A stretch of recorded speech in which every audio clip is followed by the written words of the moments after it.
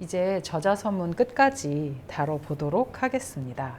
다음 영상부터는 1장이 들어가겠죠. 저자서문의 중반 부분에서 갑자기 과학의 이야기가 나와요. 제임스 클러크 맥스웰이라는 전자기를 발견한 사람의 이야기가 나와요. 그래서 이제 우리 그 제임스 로더의 학문적 방법론은 간학문적 방법론이라고 하거든요. 인터 디서플린. 서로 다른 학문과 신학과 타학문을 연결하는 것을 간학문이라고 하는데, 가히 그 서문 안에 간학문의 끝판왕이 갑자기 등장을 합니다. 제임스 클러크 맥스웰이라는 사람이 갑자기 등장을 하면서 왜 이 사람을 언급을 해야 하는가. 저도 물리학이나 이런 것들은 잘 모르기 때문에 요새는 유튜브, 오 마이 유튜브죠. 그래서 유튜브를 통해 이 사람을 찾아보니까 제임스 클러크 맥스웰은 전자기를 발견한 사람이에요. 그러니까 어떤 원리로 되어지냐면 자기, 그 소위 자석이죠. 그리고 전기. 이 전기가 두 개가 같이 통하는 거예요. 그러니까 나침판에서는 동서남북 그 나침판은 자석에 의해서 반응하는 물건이잖아요. 그런데 이 제임스 클러크 맥스웰이라는 사람이 전기에 의해서도 나침판이 돌아가더라. 이렇게 이쪽으로 돌기도 하고 또 이쪽으로 돌기도 하는 그 원리를 발견을 한 거예요. 그래서 이 전자기의 발견을 통해서 이제 현재 우리가 쓰고 있는 뭐 여러 전기나 빛이나 이런 것들을 그러니까 누릴 수 있게 되었다라고 그렇게 이야기를 하는 이론인데, 이게 왜 중요하냐면요. 소위 여기에서 이제 이 이론이 무엇이냐까지 아는 것은 중요하지 않은 것 같아요. 그러니까 이 이론이 가지고 있는 은유가 무엇이냐에 대해서 우리가 생각해야 되는 건데, 자기나 자석은 소위 보이는 고체의 물건이잖아요. 근데 전기는 보이지 않아요. 그런 어떤 만져지지 않는 어떤 하나의 비물질이거든요. 이게 어떤 은유로 이 책 안에서 되어지냐면, 인간의 영, 보이지 않는 비물질, 그리고 고체의 영역에 속하는 인간의 육체, 그런 은유로 해석이 되어지는 거죠.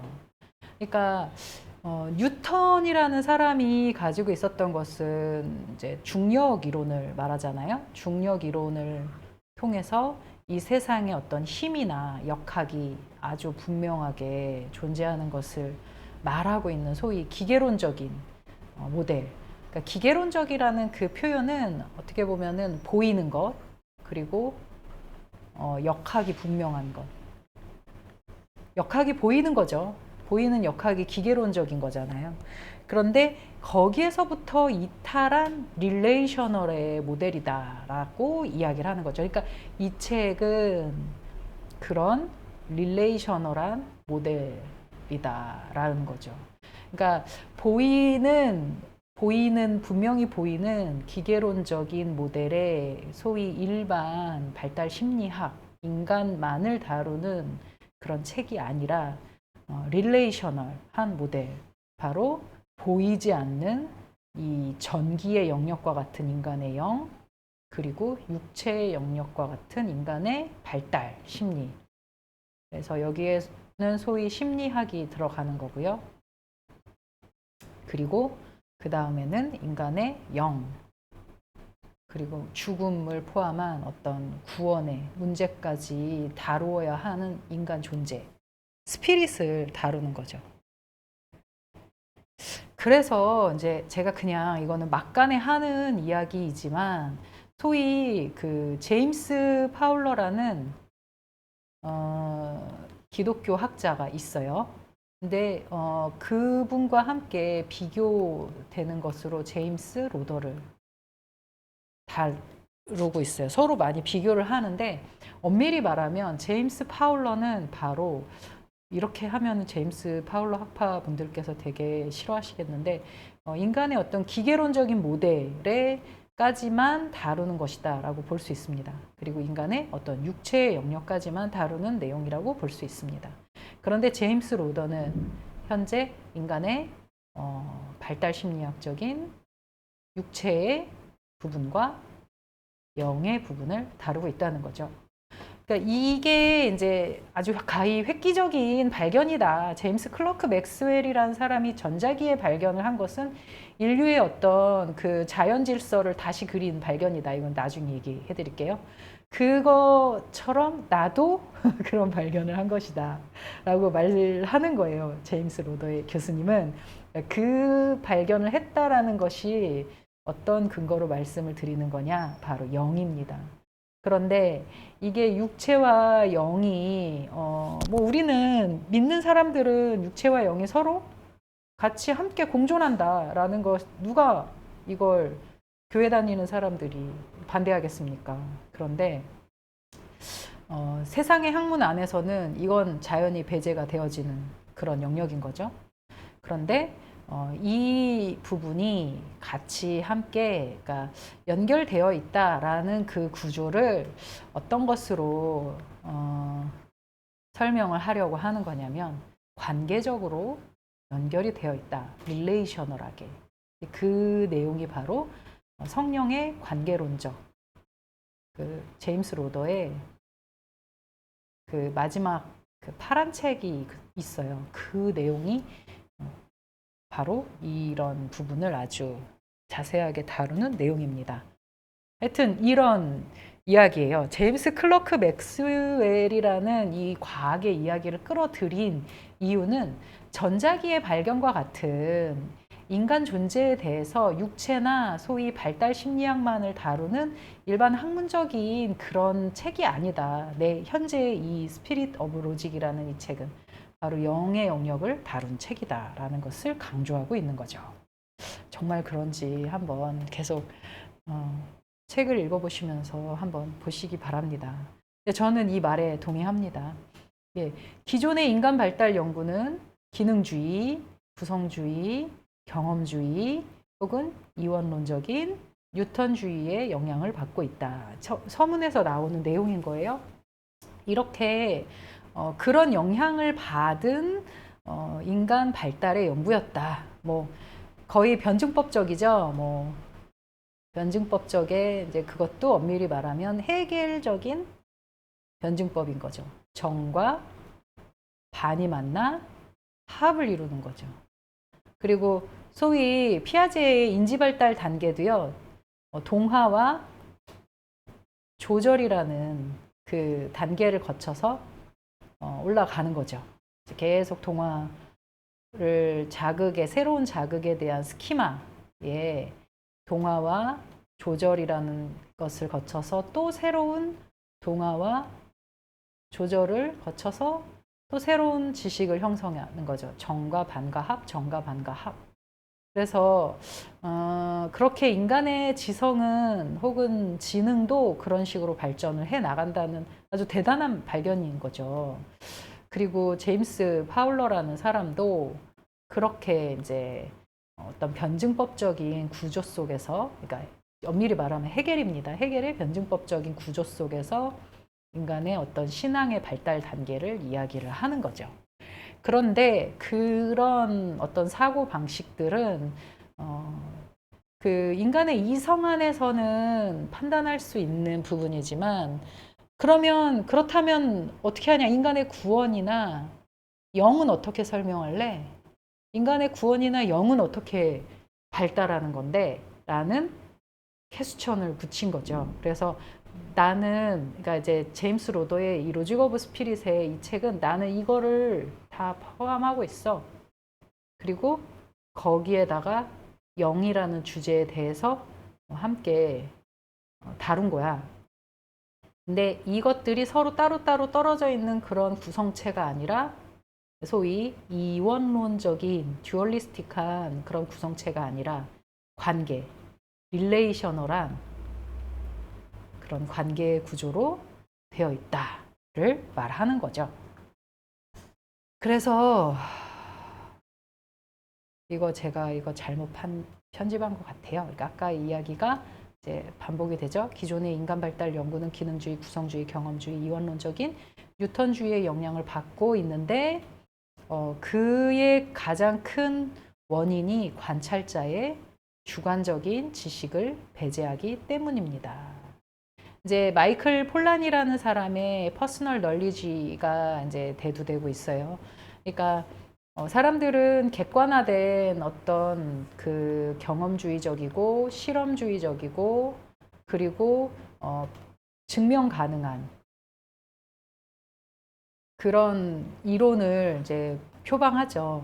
그러니까 보이지 않는 영에 대한 부분은 증명할 수가 없는 영역이다 보니까 실험자의 주관적인 지식이 배제가 되는 그런 그 퍼스널한 그 지식이 배제되는 그런 실험주의 방식, 기능주의와 구성주의와 경험주의로 이렇게 이원론적이다라는 그 표현은 바로 그 영이라는 것이 배제되어 있던 이 주관적인 지식이라는 것은 배제되고 대량적이고 통계적이고 그리고 증명 가능한 그런 실험실적인 그 지식의 지향.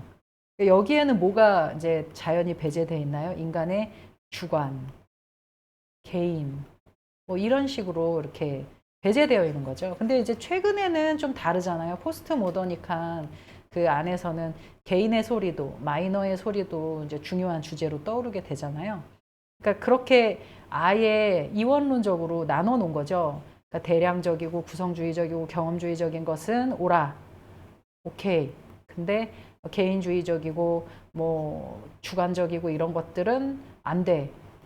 이런 식으로 이원론화 되어진 그런 세계관의 영향 때문에 어떻게 보면은 그런 진정한 영의 발달에 관련한 연구가 배제될 수밖에 없었다라고 그 원인을 설명을 합니다.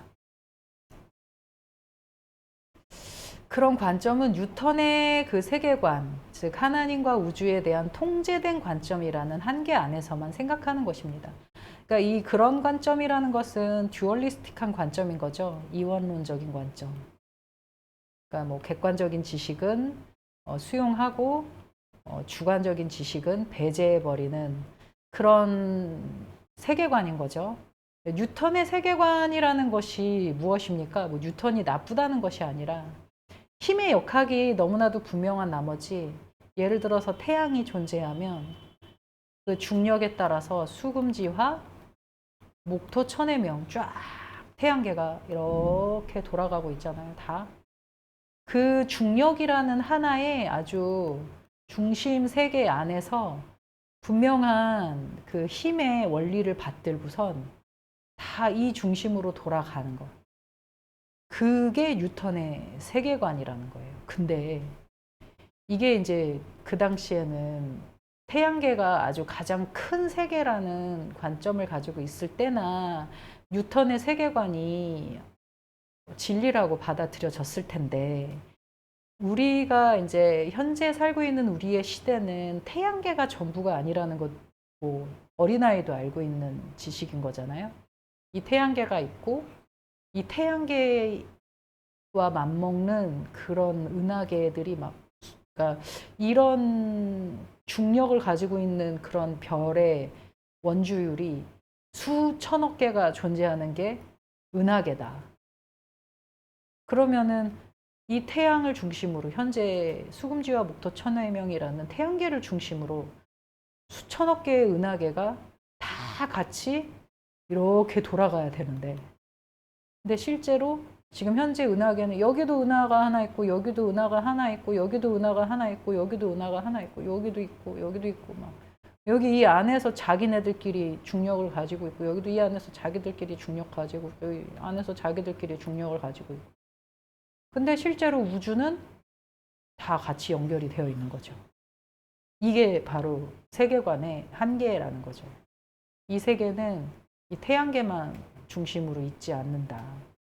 그런 관점에서 맥스웰의 전자기의 발견은 어떻게 보면 우리는 하나의 중심으로, 그러니까 전기면 전기, 뭐 자석이면 자석, 이 하나의 그 관점 안에서만 서로 별개의 것으로만 존재를 했었는데 그런 거죠. 여기가 이제 은하계, 큰 은하계 안에서 여기가 전기고 여기가 자석이다라고 치면은 이 두 개가 같이 서로 연결되어 있는 것을 발견한 게 전자기의 발견인 거죠. 그러니까 이것은 이제 나중에 이게 파란 책에서 나오는 내용인데 삼위일체 하나님과 창조물의 관계성을 물리적으로 표현한 것이 맥스웰의 전자기 발견인데 이런 관계성을 가지고 따로 떨어져 있는 은하계도 어떻게 보면 우리가 마치 이게 이 은하와 저 은하가 서로 떨어져 있는 것 같지만 아니다. 어쩌면 이 은하와 이 은하도 서로 연결되어 있을지도 누가 압니까? 저희가 그거를 몰라서 그런 것뿐이고 그 세계를 돌아다니지 못해서 그런 것뿐이지. 근데 마치 자석과 전기가 보이는 것과 보이지 않는 세계가 서로 관계되어져서 연결이 되어져 있는 것처럼 인간의 육체와 인간의 영혼도 서로 이렇게 관계가 되어져 있을 것이다 라는 이야기를 하고 싶었던 거죠. 자, 그래서 뉴턴의 중력이나 아인슈타인의 상대성 이론이 서로 대조를 이루고 있잖아요. 참조에서 브라이언 그린이라는 우아한 우주 이 물리학자예요. 이분이 쓴 우아한 우주, 예전에 아주 오래전에 유튜브 영상을 찾아보시면은 이게 나와 있어요. 그래서 뉴턴의 중력의 물리학과 아인슈타인의 상대성 이론이 일반 상대성과 특수 상대성이 어떻게 다른지 그 이야기를 해주고 있는 아주 좋은 영상입니다. 잠깐 이야기를 하면 저도 잘은 모르지만 태양계에서요, 수금지와 목토 천해명 이렇게 쭉 태양계가 있잖아요. 그러면은 이 각각의 그 궤도에 따라서 태양의 빛이 지구까지 전달되어지는 시간이 바로 몇 분이냐면요, 8분이에요. 그러니까 아인슈타인의 상대성 이론은 뭐냐면 뉴턴의 중력 이론은 이런 가설이 있어요. 만약에 태양이 폭발한다, 이렇게 폭발을 해버리면은 그러면 수금지화, 목토, 천의 명도 다 같이 이렇게 싹 다 떨어져 나갈 것이다. 동시에 태양이 폭발하는 것과 동시에. 그런데 그게 아니라 태양이 폭발했을 때 이 빛이 전달되어지는 그 힘의 시간차가 존재하는데 각각의 길이, 빛이 전달되어지는 그 시간에 맞게 하나씩 순차적으로 떨어져 나간다는 거죠. 그래서 실제로 중력의 힘이 이 세계를 완전히 다스리는 것보다 그보다 더 이제 빛이 더 우선하고, 그리고 보이지 않지만 이 수성의 그 궤도와 금성의 궤도, 지구의 궤도 안에는 보이지 않지만 다른 차원, 그러니까 현재 편의상 이걸 3차원이라고 표현을 한다면요, 다른 4차원이 이 궤도를 지탱하고 이렇게 서로 돌아갈 수 있도록 길을 다른 차원으로 만들어 놓았을 것이다 라는 그런 일종의 내용이 일반 상대성과 특수 상대성 이론, 그거에 이제 속력의 모든 그 기준, 모든 것에 일정 불변하는 그 법칙의 가장 그 중심에는 빛이 있다라는 그런 이야기들을 하고 있습니다. 그러니 뉴턴의 중력 이론이 과거에 아주 클래시컬한 그런 세계 안에서는 이것이 진리였죠. 그런데 아인슈타인의 상대성 이론이 나오면서 이 안에서도 은유는 그거예요. 보이지 않는 차원, 4차원. 그러니까 인간이 보이는 육체가 존재한다고 그 육체만이 인간이 전부냐? 아니다라는 거죠.